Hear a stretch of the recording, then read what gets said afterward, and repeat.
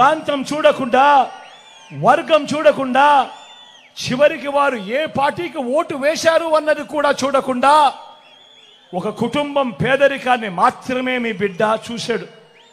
వారి బ్రతుకులు మార్చాలి అని తపన పడ్డాడు. ఈ 59 నెలల కాలంలో వారి బ్రతుకులు మార్చడం కోసమే మీ బిడ్డ అడుగులు వేశాడు. కానీ చంద్రబాబు రాజకీయం ఊసరు వెళ్ళి రాజకీయం. ఆయన బాగా ముదిరిపోయిన తొండ.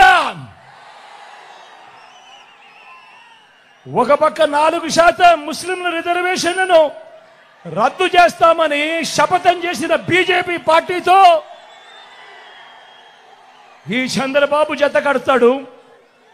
మరో పక్క మైనారిటీల ఓట్ల కోసం మైనారిటీలను మోసం చేసేందుకు ఈ చంద్రబాబు డ్రామాలు మొదలెట్టాడు.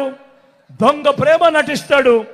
కానీ 4% రిజర్వేషన్లను మైనారిటీలకు రద్దు చేస్తామంటా ఉన్న బీజేపీతోనే కొనసాగుతాడట ఈ చంద్రబాబు. మరి ఇంతకన్నా ఊసర వెళ్ళి రాజకీయాలు ఎక్కడైనా ఉంటాయా అని అడుగుతా ఉన్నాడు మీ బిడ్డ.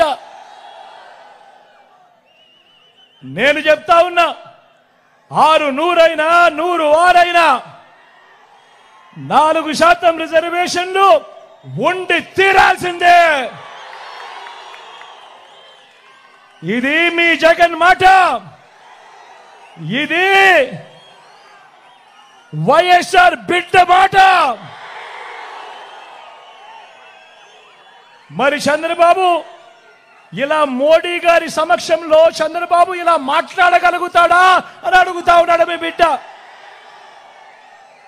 మరి మైనారిటీల రిజర్వేషన్లను రద్దు చేస్తామన్న తరువాత కూడా ఎన్డీఏలో ఎందుకు కొనసాగుతా ఉన్నాడు ఈ చంద్రబాబు అని అడుగుతా ఉన్నాడు మీ బిడ్డ.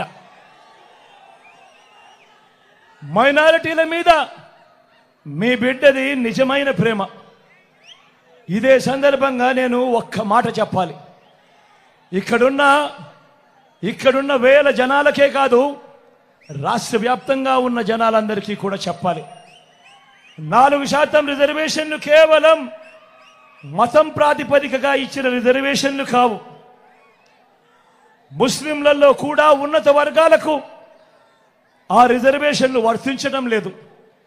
పఠాన్లకు వర్తించడం లేదు, సయ్యదులకు వర్తించడం లేదు, మొఘల్స్కు వర్తించడం లేదు. ఇవి కేవలం వెనకబాటు ప్రాతిపదికగా మాత్రమే ఇచ్చినవి. అందరూ గమనించాల్సింది ఏమిటి అనంటే అన్ని మతాల్లో కూడా బీసీలు ఉంటారు, అన్ని మతాల్లో కూడా ఓసీలు ఉంటారు. మరి అలాంటప్పుడు మైనారిటీలను వేరుగా చూడడం, రాజకీయ స్వార్థం కోసం మైనారిటీలకు నోటిదాకా వచ్చిన కూడును తీసేయాలనుకోవడం ఎంత మటుకు ధర్మము అని చెప్పి అడుగుతా ఉన్నాడు మీ బిడ్డ. ఇవి రాజ్యాంగానికి లోబడి ఇచ్చిన రిజర్వేషన్లు. రాజకీయ స్వార్థం కోసం వారి జీవితాలతో ఆడుకోవడం దుర్మార్గం కాడా అని అడుగుతా ఉన్నాడు మీ బిడ్డ. అందుకే ఇవి ఎట్టి పరిస్థితుల్లోనూ కొనసాగుతాయి. 4% రిజర్వేషన్ల విషయంలో కానివ్వండి, ఎన్ఆర్సీ విషయంలో కానివ్వండి, సిఏఏ విషయంలో కానివ్వండి, ఇంకా ఏ అంశంలో అయినా మైనారిటీల మనోభావాలకు, వారి ఇజ్జత్ और ఇమాన్కు అండగా నిలబడుతూ మద్దతుగా ఎల్లప్పుడూ ఉంటామని చెప్పి సందర్భంగా తెలియజేస్తా ఉన్నా. మైనారిటీల పట్ల ప్రేమ చూపుతూ ఒక్క డీబీటీ స్కీములు, ఇళ్ల పట్టాలు, ఇళ్ల నిర్మాణం, షాదీ తోఫా వంటివి మాత్రమే కాదు, ఉర్దూను 2వ అధికార భాషగా ప్రకటించడం మొదలు 4 మైనారిటీలను ఎమ్మెల్సీలుగా, 4 ఎమ్మెల్యేలను గెలిపించుకోవడమే కాకుండా 5 ఏళ్లు నా పక్కనే నా మైనారిటీ సోదరుని ఉప ముఖ్యమంత్రిగా నా పక్కనే పెట్టుకున్నా.